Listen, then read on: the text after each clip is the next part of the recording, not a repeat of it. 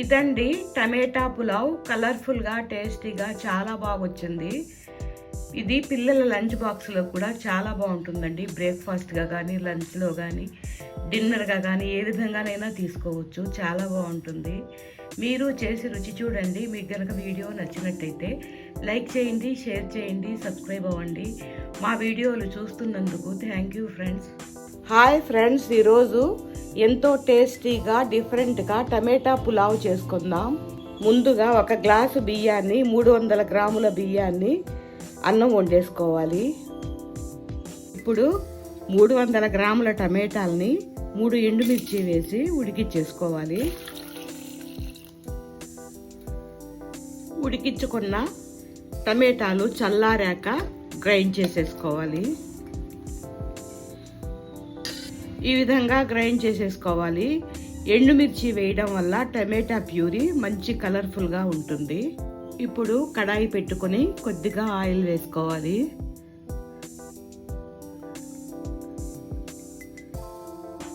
కొద్దిగా నెయ్యి కూడా వేసుకోవాలి.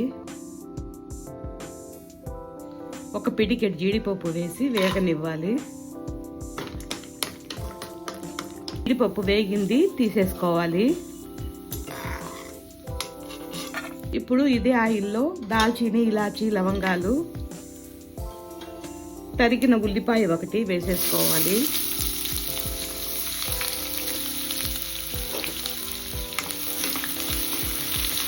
ఇది ఎక్కువ వేగాల్సిన అవసరం లేదండి.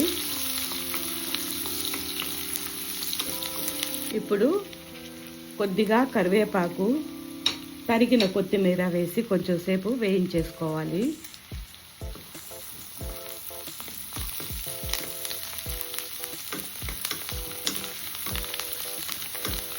ఒక 1/2 స్పూను అల్లం వెల్లుల్లి పేస్ట్ వేసి వేయించేసుకోవాలి. ఒక 1/2 కప్పు టమాటా ముక్కలు వేసి వేయించేసుకోవాలి.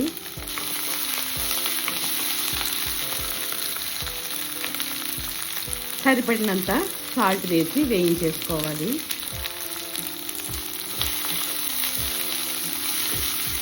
ఇప్పుడు మనం గ్రైండ్ చేసుకున్న టమాటా ప్యూరీని వేసి కొంచెం సేపు వేయించేసుకోవాలి.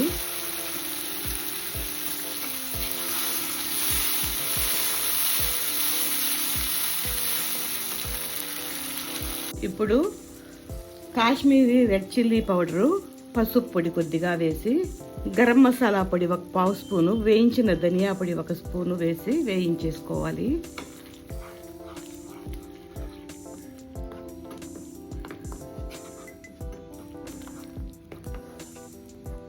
ఇప్పుడు అన్నీ వేగాయి.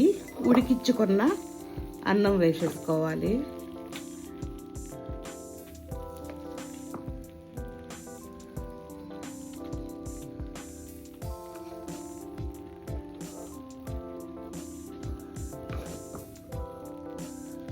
ఇది బాగా కలిపేసుకోవాలి.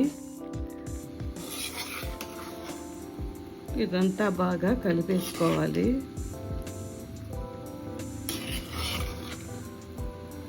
సాల్ట్ చూసి సాల్ట్ వేసుకోవాలి.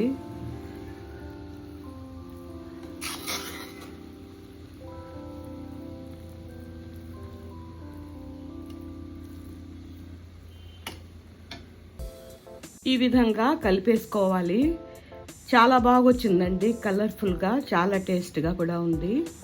పైనే కొద్దిగా నెయ్యి వేసేసుకోవాలి. మనం ముందుగానే వేయించి పెట్టుకున్న జీడిపప్పులు,